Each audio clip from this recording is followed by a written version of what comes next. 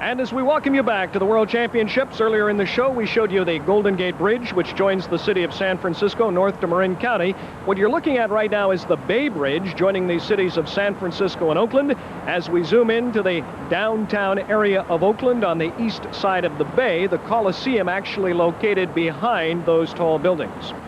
If you watched our figure skating coverage from the Winter Olympics in Albertville, France, you heard the judging described as erratic, political, biased. In fact, I'm sure many of you people at home thought it was downright lousy. Well, as a result, we spoke earlier with Ben Wright, who is the technical advisor to the International Skating Union, about the system of judging that's been in place for nearly 100 years. It is called the majority system. The majority system has some advantages, we believe, in that you don't have an opportunity to impose an official opinion on the judges. They judge independently, and their placements and their marks are retained, so they are making a contribution to the overall result. And a majority system, that's the thing that's so funny about all this. It's very simple. If you're best with the majority of the judges, you win. There are a lot of complicated means of breaking ties and things like that, but the fundamental principle is that if you're best with the majority of the judges, you're the best, regardless of what the minority does. All right, that is very interesting. Let me further put it into perspective for you. You have a total of 9 judges. Now, say a particular skater gets 5/8 from 7, but 2 judges give this skater only marks of 5/4. That is not necessarily a bad thing if indeed those 5/4s represent first place marks, because remember, it's the skater with the most first place marks that wins. And maybe in a strange sort of a way, that's part of the appeal of this sport. I mean, you people at home get to second guess the judges, something you would not be able to do if the winner was decided by a time clock. Chris? Well, the Olympic gold medalist leading after the first compulsory dance, Marina Klimova-Sergei Ponomarenko, and the Tango Romantica. We've been watching all of these couples practice this dance throughout this week.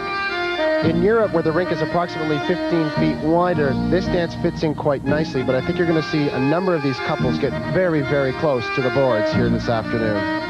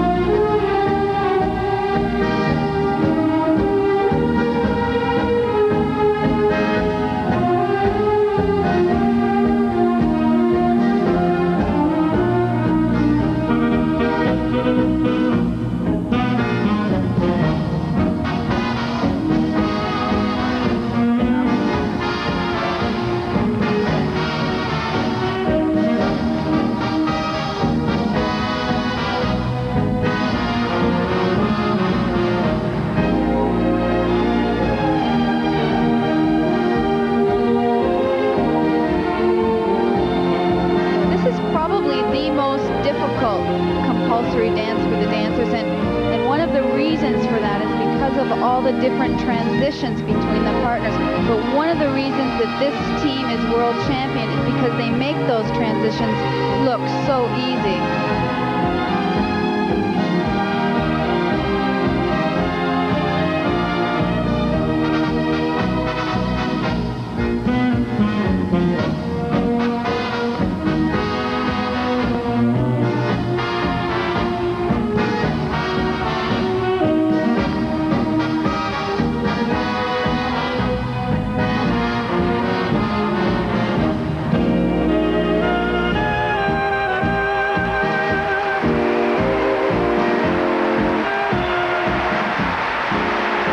Escape the Tango Romantica, and that may be tough to beat. Ponomarenko, along with Marina Klimova.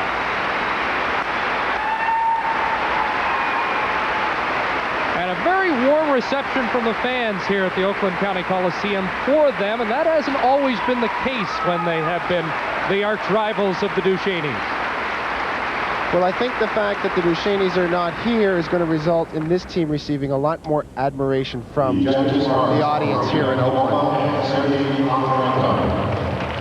I think also the fact that their Olympic performance was so outstanding. Another fine set of marks, 5/8s and 5/9s. And there's the 1976 Olympic gold medalist, Alexander Gorshkov, now an ISU delegate for Russia. He invented this dance in 1974. And with more on the Tango Romantica, here's Gene Savage. Thanks, Chris. By contrast to the Viennese, the Tango Romantica is a much more complicated dance, with many more difficult steps and edges and changes of partnership hold. The challenge for the skaters will be to maintain the flow throughout without getting caught up in the intricacies of the steps. As we watch Canadians Penny Mann and Juan Carlos Norea in practice, keep in mind this tango is a romantic dance to be skated in a soft, lyrical fashion. This cross step should be as wide as possible, followed by unison of free leg extension, deep edges, and ease of partner transitions.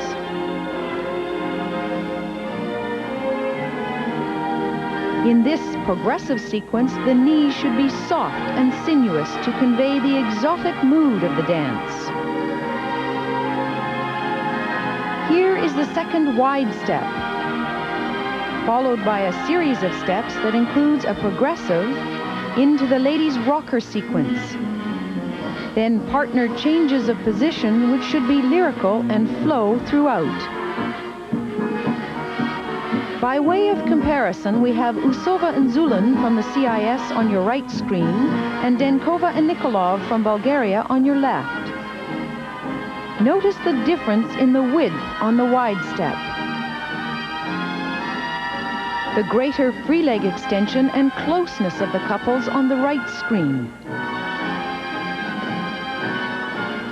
The difference between the couples' depth of knees and edges in the rocker sequence.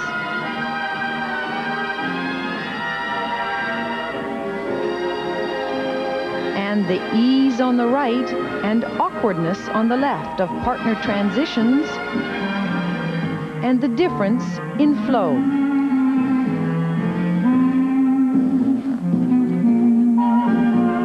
Followed by strong inside edges on the right and weaker ones on the left, leading towards the ladies' twizzle and to the eventual restart of the dance. As you can see, the Tango Romantica is a very involved dance. The skaters will need to have exacting partner positions, soft knees, and a good strength of edge in order to maintain the control necessary throughout.